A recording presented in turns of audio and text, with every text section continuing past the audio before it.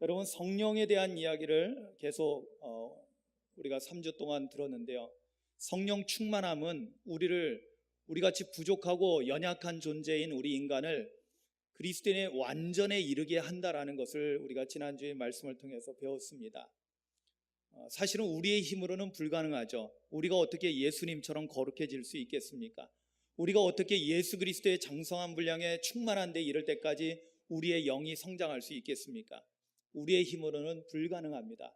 하나님 아버지께서도 그걸 아시기 때문에 우리를 도와주시기 위해서 누구를 보내주셨어요? 성령을 보내주셨습니다. 아멘. 그래서 성령님이 우리를 도와주시는 분, 보혜사라고 표현하는데 이 보혜사는 도와주시는 분이라는 뜻입니다. 카운셀러라는 표현도 쓰고 있지만은 그러나 보다 폭넓게 의미를 사용하면은 우리를 도와주시는 헬퍼라는 의미를 가지고 있는 것입니다.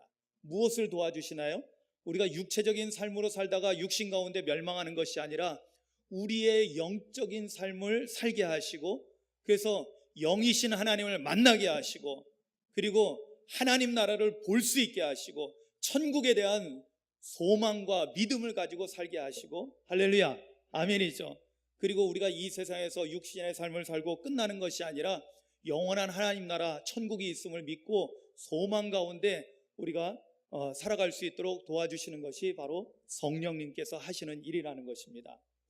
사랑하는 성도 여러분, 왜 하나님께서 우리에게 성령을 주셨냐면은 이미 말씀드렸듯이 우리가 영적인 성장을 하기 위해서는 반드시 선행 조건으로 성령으로 거듭남이 있어야 된다는 것을 배웠습니다. 왜냐하면 우리가 영으로 태어나야만이 그 다음에 비로소 영적인 성장이 가능해지기 때문입니다.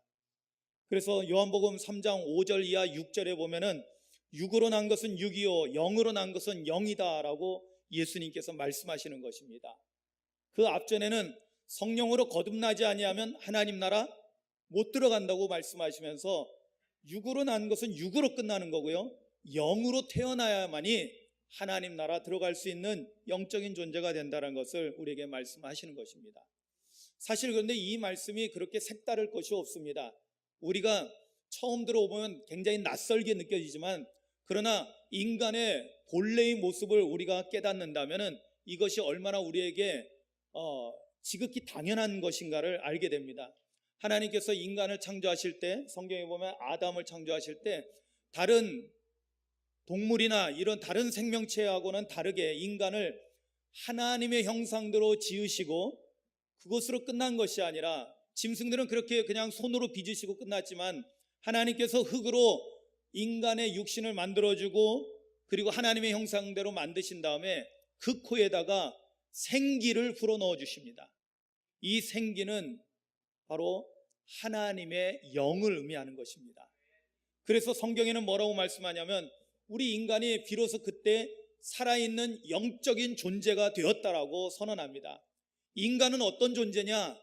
그냥 똑같이 짐승하고 똑같이 썩어 없어지는 그런 존재가 아니라, 짐승하고 같은 존재가 아니라 우리 인간은 하나님의 거룩한 영을 소유하고 있는 영적인 존재라는 것을 우리 인간에 대한 가장 기본적인 지식으로서 우리에게 알려주고 있는 것입니다. 그렇기 때문에 우리 인간은 그냥 흙에서 왔으니까 흙으로 돌아가는 것, 육신은 그렇습니다. 육신은 흙에서 왔기 때문에 흙으로 돌아갑니다. 더 정확하게는 먼지로 왔기 때문에 먼지로 돌아가게 됩니다. 그러나 그것으로 끝나지 않죠. 우리의 영은 누구로부터? 하나님의 숨결로부터 왔다는 거예요. 하나님의 생명, 하나님의 영으로부터 왔기 때문에 우리의 영은 어디로 돌아가요? 하나님께로 돌아가는 것입니다.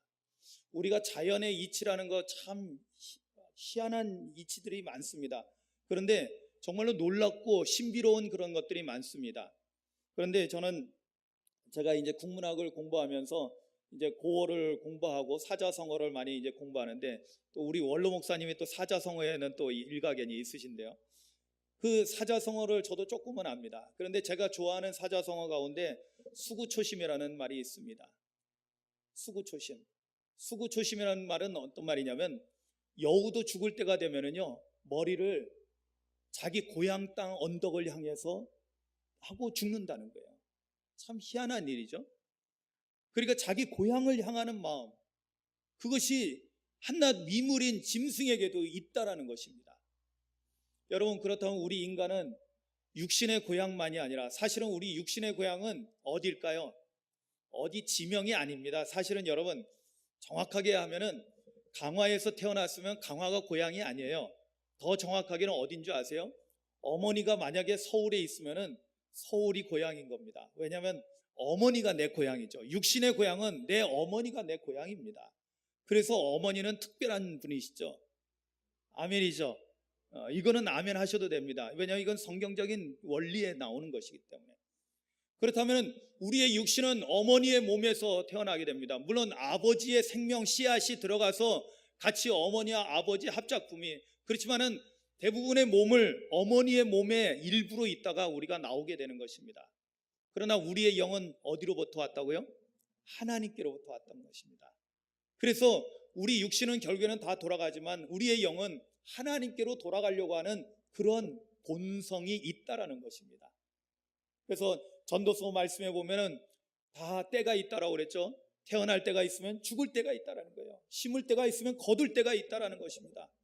그런데 모든 인간이 삶을 다 살고 지나가 버리고 나면 다 이 세상의 거는 헛되고 헛된 거죠. 제가 가끔 이런 생각을 합니다. 내가 죽어서 세상을 떠나게 되면, 저도 언젠간 죽잖아요. 내가 죽어서 세상을 떠나게 되면은 내가 가지고 있는 이 많은 책들, 이 많은 옷들 누구 거가 될까? 일부는 태워서 없어지겠고요. 일부는 또 쓸만한 것은 누구를 줄 수 있겠고, 책 같은 경우는 누구를 줄 수도 있겠고 또 없어지겠죠. 그렇지만 그거는 제 소관이 아니더라고요. 나하고는 상관없는 것이 돼버리더라고요. 가만 생각해보니까 우리가 이 세상 떠날 때는 정말로 우리가 말로만이 아니라 실제로 저는 아주 가깝게 느껴지는 거예요. 그냥 다 놓고 가야 되는 거예요. 세상의 거는 헛되고 헛된 거예요, 말 그대로. 그러나 놀랍게도 우리에게 무엇을 주셨냐면 하나님께서 영원을 사모하는 마음을 주셨다는 거예요. 영원을 사모하는 것은 영원하신 하나님을 바라보는, 아까 그래서 수구초심이 바로 그런 뜻인 것입니다. 우리의 본향을 생각하게 하는 그런 마음을 우리 인간에게는, 우리 인간이 영적인 존재이기 때문에 그런 마음이 있게 하셨다는 거예요. 그래서 사실은 이 종교사회학자들이나 이렇게 사회학자들이 이렇게 연구에 한 거에 의하면, 또 제가 또 공부한 바에 있는 칼 융이 말한 바에 의하면은 인간이요 40이 넘으면서부터 죽음이라는 거에 대해서 이제 가깝게 느껴지게 되는 때거든요. 지금은 이제 좀 이제 평균 연령이 높아져서 그렇지만은 옛날에는, 불과 옛날도 아니에요. 20-30년 전만 해도요. 40대가 되면은 어떤 일이 일어나면 가까운 부모님들이 세상을 떠나실 시기였어요. 그러니까 가까운 분들이 세상을 떠나는 것을 보면서 죽음이라는 것을 직접 느끼게 됩니다. 그러면서 인생을 돌아보게 되고, 그러면서 40이 넘으면은 모든 인간은 종교적인 인간이 된다는 거예요. 그러니까 뭔가를 믿고 의지해야 되는 그런 상황에 처하게 된다는 거예요. 그리고 우리 다 아시잖아요. 우리 여기 연세 드신 우리 장로님들, 권사님들 많으신데, 나이를 먹게 되면 우리 인간이 약해진다는 걸 깨닫습니다. 저도 한때는 10대, 20대를 살아갈 때는 세상에 병원이, 약국이 왜 있어야 되는지 모를 정도로 건강하고, 그리고 아주 혈기왕성하고, 그리고 세상에 겁날 거 하나도 없이 살아왔습니다. 힘들고 어려운 시절을 겪었지만은 저는 제 스스로 낙엽처럼 뒹구는 인생이라고 했어요. 제 10대를 돌이켜보면, 20대를 돌이켜보면 정말로 힘들고 어려운 삶을 살았습니다. 그러나 걱정하지 않았어요. 겁나지 않았어요. 아주 당당하게 살았습니다. 그런데 나이를 먹으면서 하나씩 내가 약한 존재라는 걸 깨닫게 됩니다. 그리고 우리는 결국에는 뭔가를 의지할 수밖에 없는 연약한 존재라는 것을 깨닫게 됩니다. 물론 그 전에 제가 성령을 체험하고 성령을 받게 됨으로 인해서 제 삶이 변화되고, 이제 세상의 일을 다 끊고 이제 신학을 공부하고 목회자의 길을 걷게 됐고, 벌써 이제 그것도 20년이 넘게 되었습니다. 그러나 오늘 여러분 말씀을 통해서 여러분 깨닫기를 원합니다. 제가 깨달은 것들을, 제가 만나고 경험한 것들을 여러분들도 경험할 수 있기를 소망합니다. 아멘. 물론 제가 가는 길이 다 맞다라고 말할 수는 없습니다. 그러나 분명히 자신 있게 말할 수 있는 것은 뭐냐면 저는 예수 그리스도를 통해서 길을 발견했거든요. 할렐루야. 예수 그리스도가 진정으로 하나님 아버지께로 천국으로 가는 길이라는 것을 발견해야 됐어요. 그리고 그 길로 들어섰고 지금까지 흔들리지 않고 그 길로 나아가고 있는 것입니다. 오늘 우리가 같은 교회에서 예배하고 같이 신앙생활 한다는 것은 뭘 의미할까요? 우리 다 같이 예수 그리스도의 길로 함께 가는 것입니다. 아멘이죠. 어디로 가게 될까요? 하나님 나라 천국으로 가게 되는 줄로 믿습니다. 아멘이죠. 여러분, 우리가 앞에서 끌어주고 뒤에서 밀어주면서 우리는 함께 이 신앙의 여정을 걸어가면서 하나님 나라 천국으로 가는 것입니다. 그런데 자, 문제는 뭐냐면 아직도 이 세상에는 많은 유혹과 많은 장애물과 많은 난관이 있다는 것입니다. 왜냐하면 하나님의 거룩한 영이 있다면 분명히 악한 사탄 마귀의 악한 영들이 또한 있기 때문입니다. 실제로 그러한 마귀의 역사들을 많이 보게 됩니다. 물론 현대의학에서는 정신적인 그러한 질병하고 이러한 마귀의 역사를 좀 구별을 하려고 합니다. 구별하는 건 좋습니다. 질병일 수도 있고 마귀의 역사일 수도 있습니다. 그런데 마귀의 역사는 분명하게 나타납니다. 분명하게 나타나는 특징들이 있습니다. 여러분, 마귀라고 해서 우리가 저희 초등학교 때만 해도 이 공산당에 대해서 왜 그림을 그리라고 하면은 도깨비를 그렸거든요. 아마 저하고 저희 위에 연령대 되시는 분들은 아마 다 수긍하실 거예요. 포스터를 많이 그렸어요. 그래가지고 무슨 포스터 대회하고 그림도 그리고. 그러면 공산당은 빨갱이 해가지고 그냥 막 도깨비로 해가지고 막 이렇게 나오고 막 잔혹하게 그냥 아이들을 잡아먹는 그런 도깨비 모양으로 그렸습니다. 그런데 제가 어른이 돼가지고 깜짝 놀란 일이 있었어요. 그건 뭐냐면 북한 사람을 봤는데 우리랑 똑같네요. 우리랑 똑같아. 요즘은 더 할 것도 없죠. 북에서 많은 분들이 넘어와서 우리랑 같이 생활하기도 하고 이제 자주 왕래도 하고 있으니까요. 그런데 여러분, 영적인 세계도요, 겉으로 볼 때는 잘 모릅니다. 그런데 분명하게 하나님의 영의 역사가 있다면 마귀의 역사도 있는 거예요. 마귀는 항상 우리를 걸려 넘어지게 하고, 여러분 평상시에는 별로 잘 그렇게 우리가 마귀의 뚜렷한 특징들이 나타나지 않습니다. 그런데 우리가 하나님의 길로, 예수 그리스도의 길로, 구원받는 길로 나아가고 하나님의 일을 하려고 하면은 마귀들이 방해하는 것을 보게 됩니다. 영적으로 깨어있지 못하면은요, 우리는 너무나 쉽게 자주 걸려 넘어지게 됩니다. 제가 등산을 예전에는 좋아해가지고 1년에 평소에 최소한 한 번은 지리산 종주를 하고 그렇게 산행을 많이 했는데요. 종종 제가 말씀드립니다. 큰 바위가 있으면은 기어서라도 두 발로, 아니 네 발로 기어서라도 그거 넘어갑니다. 넘어지지 않습니다. 그런데 의외로 우리가 걸려 넘어지는 것은 아주 작은 돌뿌리에, 보이지도 않을 정도로 작은 돌뿌리에 걸려 넘어지는 거예요. 여러분, 사단의 계략도 마찬가지예요. 엄청난 장애, 엄청난 박해. 여러분, 초대교회 때를 한번 보시기 바랍니다. 초대교회 때 로마가 얼마나 기독교인들을 박해했습니까? 예수 믿는다는 것은 목숨을 걸어야 되는 상황이었습니다. 그런데도 놀랍게도 죽이면 죽일수록 그리스도인들은 오히려 2배, 3배, 아니 10배, 수십 배로 번성하고 부흥하는 거였어요. 놀랍지 않습니까? 오히려 큰 박해는요, 우리가 영적으로 깨어서 성령의 도우심을 구하면서 이겨나가는 거예요. 그러면서 오히려 그것을 반동해가지고 오히려 장애물을 딛고 더 높이 뛰어오르는 겁니다. 할렐루야. 그러자 사단이 전략을 바꾼 거예요. 뭐냐면 우리가 이제 잘 먹고 잘 살고 편안해지니까요, 작은 거에 넘어가는 거예요. 아무것도 아닌 것 때문에 우리는 쉽게 걸려 넘어지시죠. 교회에 무슨 일이 생겼어요. 중요한 일이 생겨서 잠깐 한번 빠진다. 그것이 2번이 되고 3번이 되고 하는, 그래서 결국에는 믿음을 잃어버리게 하는 데까지 우리를 끌고 가는 것입니다. 자, 하나님께서 우리의 이런 실정을 너무나 잘 아시겠죠. 하나님께서 너무나 우리의 실정을 잘 아시기 때문에 무엇보다도 우리를 도와주시는 이 거룩한 영적인 삶을 살아가고 그리스도인의 완전에 이를 수 있도록 우리에게 무엇을 보내주셨냐면 보혜사 성령님을 보내주셨습니다.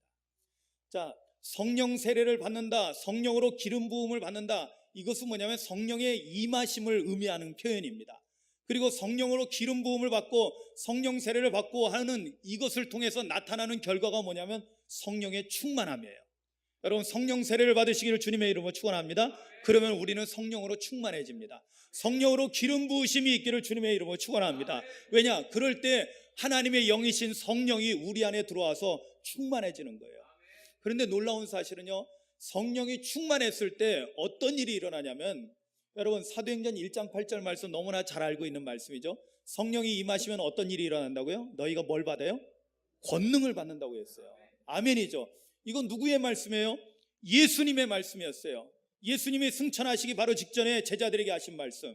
너희들은 아버지께서 약속하신 것을 보낼 때까지 기다리라고 말씀하시면서 기다리고 있으면은 아버지께서 약속하신 성령을 보내주시겠다는 거예요. 그리고 성령이 너희에게 임하시면은 너희가 권능을 받는다고 했습니다. 여러분, 이때 권능이 뭐냐면요, 디나미스라는 헬라어를 쓰고 있는데 이것은 하나님의 능력, 하나님의 힘, 하나님의 파워를 말하는 것입니다. 하나님의 능력이 주어진다는 거예요. 놀라운 것이죠. 그런데 이 하나님의 능력이 우리에게 주어지는 것이 뭐라고요?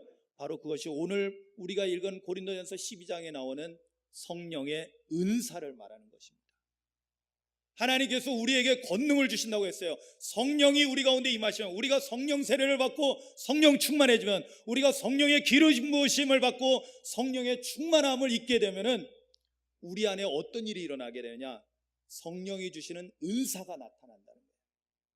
여러분, 은사는 뭐냐면 카리스마라는 헬라어를 쓰고 있습니다. 요즘 아이들이 뭐 이렇게 가수들이나 뭐 어떤 탤런트 뭐 배우나 누가 이렇게 좀 눈빛이 강렬하고 아주 뭐 좀 뭔가 압도하는 뭔가 있으면 야, 카리스마가 넘치네 이렇게 얘기하잖아요. 여러분, 이 카리스마가 바로 이 성경에서 나오는 단어입니다. 예, 믿는 사람이든 안 믿는 사람이든 그걸 많이 써요. 카리스마라는 것은 뭐냐면 그냥 사람에게 있는 것이 아니라 하나님께서 주신 특별한 선물을 말하는 거예요. 그 특별한 선물. 그래서 은혜는 카리스라고 하고요, 은혜로 주어진 선물을 카리스마라고 하는 거예요. 네, 잘 아셨죠? 그러니까 잘 쓰셔야 된다는 거예요. 카리스마가 뭐냐? 성령을 통해서 주시는 하나님의 능력이라는 거예요. 하나님의 권세라는 거예요. 이것이 나타나면은요, 사람들을 압도하는 힘이 있다라는 거죠. 뭔가 인간의 힘을 뛰어넘는, 우리가 뭐 초능력 하는데 바로 그겁니다. 우리가 설명할 수 없는 놀라운 하나님의 능력이 나타나는데 바로 이것이 카리스마, 은사라는 것입니다. 여러분, 고린도전서 12장 우리가 1절에서 11절까지 읽었지만은 요 뒤에 마지막 31절까지 계속해서 뭐에 대해서 나오냐면 바로 성령의 은사에 대해서 나옵니다. 그리고 13장은 제가 예전에도 말씀드렸죠. 성령의 은사 가운데 가장 좋은 은사, 사랑에 대해서 말씀을 하고 있는 거예요. 모든 은사의 최고봉은 사랑입니다. 왜냐하면 하나님은 사랑이시기 때문에 사랑보다 더 큰 건 없습니다. 그런데 이 은사에 대해서 말씀할 때 여러분, 하나님께서 우리를 도와주시기 위해서 성령을 주셨고, 성령을 받게 되면, 성령을 충만하게 받게 되면은 우리에게 하나님의 은사가 나타나는데 이것이 성령의 능력이라고 했습니다. 그런데 왜 우리에게 이렇게 은사를 주실까요? 이건 하나님께서 주시는 거잖아요. 왜 우리에게 은사를 주실까요? 오늘 본문 말씀에서는 이렇게 말씀합니다. 7절 말씀에 각 사람에게 성령을 나타내심은 유익하게 하려 하심이라. 아멘. 뭐 하기 위해서요? 유익하게 하기 위해서. 그래서 우리가 성령을 충만하게 받는다면 우리에게 좋은 일이에요, 나쁜 일이에요? 엄청나게 좋은 일이라는 거예요. 하나님께서 우리에게 유익을 주시려고 하나님의 능력, 성령의 은사를 우리에게 주신다는 것입니다. 이건 하나님의 선물이에요. 사실은 우리는 자격이 없고 불완전하고 부족하지만 하나님께서 우리를 사랑하시기 때문에 주시는 선물이라는 것입니다. 여러분, 주님이 주신 선물을 저 어느 한쪽에 포장도 뜯지 않고 처박아 두면 안 된다고 그랬죠? 선물을 주시면 어떻게 해야 돼요? 그 다음서부터는 활용을 해야 돼요. 왜? 그래야지 그 유익함이 진짜 나에게 나타나는 것입니다. 여러분, 성령으로 말미암아 우리에게 주시는 은사가, 카리스마가 하나님께서 우리에게 주신 선물인데, 유익하게 하기 위해서 주신 선물인데, 그러면 어떻게 해야 된다는 거예요? 그것을 유익하게 사용해야 된다는 거예요. 유익하게 사용을 해야만이 우리의 삶에서 유익이 나타나고, 그리고 놀라운 일들이 나타나게 되는데, 그 유익함은 보다 정확하게 얘기하면요, 우리는 흔히 예수 잘 믿고 복 받고 하면은 세상에서 돈 많이 벌고 세상에서 출세하고 그렇게 생각하는데, 그것이 아닙니다. 여러분 보세요. 세상에서 돈 많이 벌어가지고 나쁜 짓 하는 사람들이 얼마나 많습니까? 다른 사람들 거 착취하고 다른 사람의 눈에서 피눈물 나게 하는 사람들이 얼마나 많은데요. 여러분, 세상에서 출세했다고 하는 사람들이 얼마나 많은 약자들을, 많은 가난한 자들을 깔보고 무시하고 그러고 있습니까? 여러분, 한국 사회를 보십시오. 한국 사회는 지금 이런 것이 엄청나게 만연해 있습니다. 가불이라는 표현도 그렇고요, 금수저 흙수저 나누는 것도 그렇고요, 그리고 요즘 말하고 있는 계속해서 사회 문제가 되는 정규직, 비정규직의 이러한 모든 불평등한 것들. 여러분, 우리가 만약에 돈을 많이 벌었습니다. 하나님께서 복 주셨다고 해서 돈 많이 벌었습니다. 하나님께서 복 주셨다고 해서 출세했습니다. 하나님께서 복 주셔서 높은 자리에 올랐습니다. 그게 진짜 하나님이 주신 복일까요? 저는 그렇지 않다고 봅니다. 세상적인 물질적인 것들, 세상의 권력, 그것이 하나님이 주시는 복일 수가 없어요. 만약에 그것을 하나님의 복으로 영광을 돌리려고 한다면 어떻게 해야 될까요? 나에게 주신 물질, 나에게 주신 권력, 나에게 주신 지식, 이 모든 것을 가지고 많은 사람들에게 유익을 끼치는 삶을 살아야 되는 것입니다. 아멘이죠. 그래서 제가 말씀드렸잖아요. 하나님께서 우리에게 주시는 복은 내가 그 하나님의 복의 종착점이 돼서는 안 된다고요. 우리 그리스도인들은 어때야 된다고 했어요? 하나님이 나에게 복을 주시면은 나로 말미암아 복이 흘러가게 하는 거예요. 아멘. 고여서 썩게 되는 것이 아니라, 악취가 나게 되는 것이 아니라, 이 복이 내 주변에 있는 사람들에게, 내 이웃들에게, 내가 살고 있는 공동체에게, 이 나라 이민족에게, 이 세상 사람들에게 그 복이 흘러가는 거예요. 할렐루야. 그래야지 그리스도인이 받는 복이 유익이 되는 거죠. 하나님은 이러한 유익을 주시기 위해서 우리에게 은혜와 능력을 주시는 거예요. 그런데 이거를 우리는 남용을 하고 있죠. 나만 잘 되면 되는 거라고요?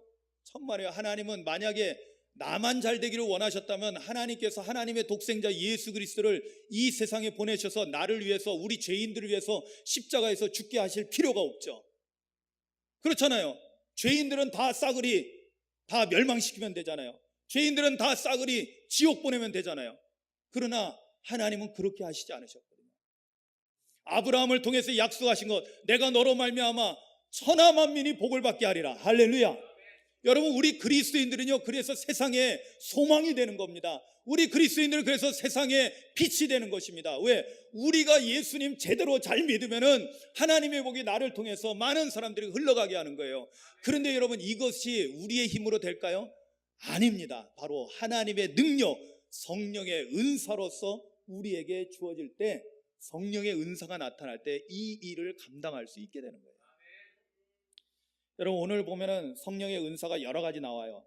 주목해야 될 것들, 다른 것도 많이 있지만 9절에 보면은 다른 사람에게는 같은 성령으로 믿음을 주신다고 했어요. 제가 늘상 강조드렸죠. 믿음도 우리가 이 믿음을 가져야 된다고요. 성령이 주시는, 성령의 은사로 주시는 믿음, 이 믿음을 어떤 믿음이라고 했어요? 내가 믿어야지 해서 생기는 믿음이 아니라, 그거는 언제든지 상황이 바뀌면은요, 흔들리고 변질됩니다. 그런데 이 성령의 은사로 주시는 믿음은 어떤 믿음일까요? 믿어지는 믿음입니다. 할렐루야. 태초에 하나님이 천지를 창조하셨느니라. 절대 믿을 수 없는 것입니다. 그런데 이 말씀이 믿어지는 거예요. 예수님이 죽으셨다가 부활하셨대요. 우리가 잘 알고 있는 사도 바울도 절대 믿을 수 없었어요. 절대 믿을 수 없었어요. 그런데 그가 부활하신 예수님을 만나고 성령을 받고 난 다음에 그는 믿어지는 믿음을 갖게 됐어요. 할렐루야. 그래서 그 어떤 위협이 와도 어떤 고난이 와도 그의 믿음은 흔들리지 않았죠. 바로 그런 믿음이 주어질 때 우리는 구원의 확신을 받게 되는 거예요. 그리고 죽음도 두려워하지 않은 담대한 믿음을 갖게 되는 것입니다. 이것이 뭘 의미하는 걸까요? 제가 믿음이라는 걸 한 가지를 놓고 얘기했지만 그 밖에도 뭐 병 고치는 은사가 나타납니다. 어떤 능력이 나타나고 또한 사람을 가르치는 은사가 있습니다.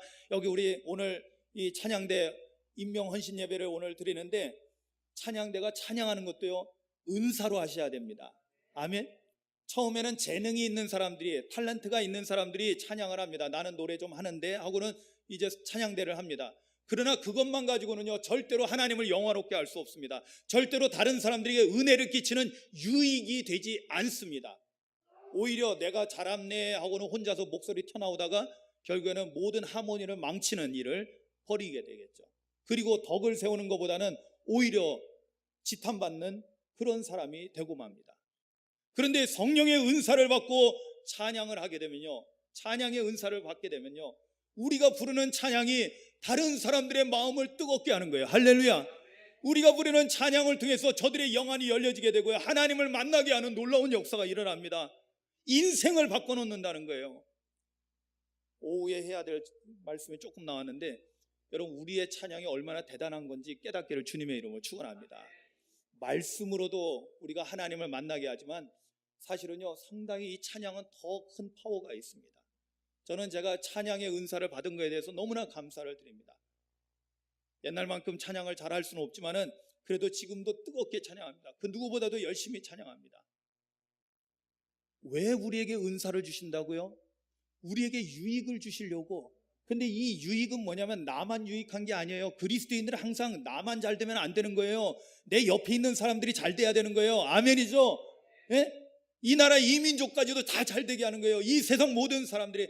그렇기 때문에 그리스도인들이 이 나라 이민족의 소망이 되어야 되는 거예요. 이 세상의 소망이 되어야 되는 거예요. 그런데 무엇보다도요, 성령의 은사를 주시는 이유는 유익이 되기 위한데 어떤 유익이냐? 바로 영적인 유익을 가져다 준다는 거예요. 그 영적인 유익은 뭐냐면 바로 우리의 영이 건강하게 성장하는 데 큰 도움이 된다는 것입니다. 여러분, 우리가 아이가 태어나서 건강하게 성장하기 위해서는 필수적인 요소가 있죠. 태어나면은 어떻게 해요? 태어나면서부터 뭘 해요? 아기들이 태어나서 일단 울음을 울고 숨을 쉬게 됩니다. 그리고 그 생명을 유지하기 위해서 필수적으로 해야 되는 게 뭐예요? 먹어야죠. 먹어야 살죠. 한국 사람들 먹기 위해서 사냐 살기 위해서 먹냐 그렇게 표현할 정도로 먹는 거는 너무나 중요한 거예요.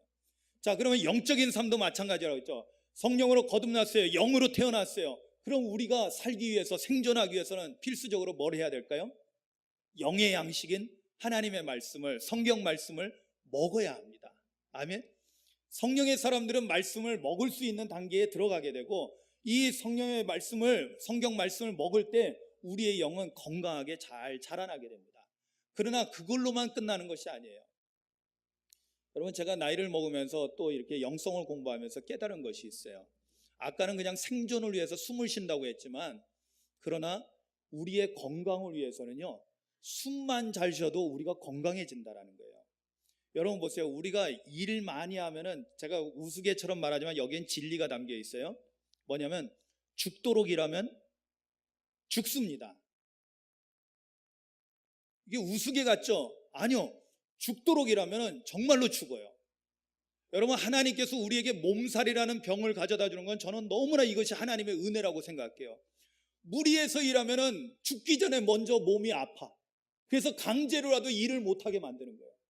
여러분, 자녀들이 연세 드신 부모님에게 늘 하는 말씀이 있어요. 엄마, 아빠, 이제 제발 좀 일 좀 줄이세요. 그렇잖아요.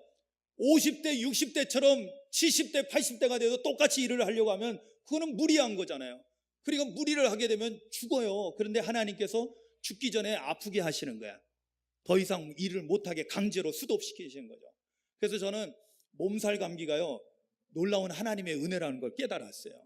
저도 무리하게 되면은 어디가 안 좋거든요. 그러면 좀 쉬어야지 하면은 그래도 다시 회복되고 나아가는 거예요. 그런데 놀랍게도 우리의 몸을 회복시키는 것 중에 가장 중요한 것이 하나 있는데, 그것이 뭐냐면 우리가 휴식을 하는 건데요. 휴식도요, 뭘 잘해야 되냐면 숨을 잘 쉬어야 됩니다. 숨을 잘 쉬어야 돼요. 여러분, 우리가 사실은 매일 우리가 경험을 하는 거예요. 그건 뭐냐면 매일 밤 잠을 자고 나면은 피곤이 풀리죠. 근데 잠을 잔다라는 것은 뭘 의미하냐면 숨을 잘 쉰다는 거예요. 여러분, 깊은 잠에 들면 어떤 일이 일어나냐면 자동으로 복식호흡을 하게 됩니다. 잠드는 사람은 배가 올라갔다 내려갔다 해요. 거짓말로 잠자고 있으면요 안 돼요. 그런데 진짜 잠들면 복식호흡이 돼요. 제가 색소폰을 하는데 나이 먹으면은 색소폰만 해도 운동이 된다는 거예요. 왜 그러느냐? 복식호흡을 시키거든요. 그런데 이것이 너무나 우리에게 좋다라는 거예요. 숨만 잘 쉬어도. 그러면 영적인 호흡도 생각해 보십시오. 우리가 기도를 뭐라고 하죠? 영의 호흡이라고 하는 거예요. 여러분, 기도가 영의 호흡이라는 것은 우리의 생존에 매우 중요한 것이기도 하고, 기도만 잘해도 우리의 영적인 건강은 책임질 수 있다는 것입니다. 할렐루야. 보약을 먹는 것도 중요하겠지만은, 몸보신하는 것도 중요하겠지만, 숨을 잘 쉬면은 우리의 마음을 평안하게 하고 스트레스를 줄일 수 있고 건강을 유지할 수 있다는 거예요. 마찬가지로 우리가 기도를 잘하면은 영적인 건강을 유지해 나갈 수 있다는 거예요. 그런데 이때 여러분, 은사는 뭐라 할까요? 은사는 하나님의 능력이라고 했잖아요. 우리가 말씀을 듣고 기도를 하고 하는 이 모든 과정 속에서 성령의 은사가 덧입혀지게 되면요, 내가 하던 것이 아니라 이제는 하나님의 능력으로 그것을 하게 됩니다. 내 힘과 능력으로 하는 게 아니에요. 하나님의 능력으로 이 일을 하게 됩니다. 그러면서 하나님의 힘이 계속돼서 공급되어지는 거예요. 하나님의 힘. 이거는 어떻게 보면 말로 설명해서는 여러분들이 쉽게 이해는 안 됩니다. 왜냐하면 진짜로 경험을 해보셔야 돼요. 하나님의 능력이 우리 가운데 임하는 것을, 하나님의 역사를 경험해 보셔야 돼요. 그러면은 우리의 영은 건강하게 성장하게 되는 것입니다. 제가 말씀을 쭉 한 달간 성령에 대한 말씀하면서 오늘 마지막 주일을 맞이해서 이 성령의 은사와 영적 성장의 관계를 말씀드리는 것은 뭐냐면, 우리가 영적으로 건강하게 잘 성장해 나가고 우리의 믿음이 더 커지고 깊어지고 정말 하나님께서 우리에게 맡겨주신 사명을 잘 감당하기 위해서는 무엇이 필요하느냐?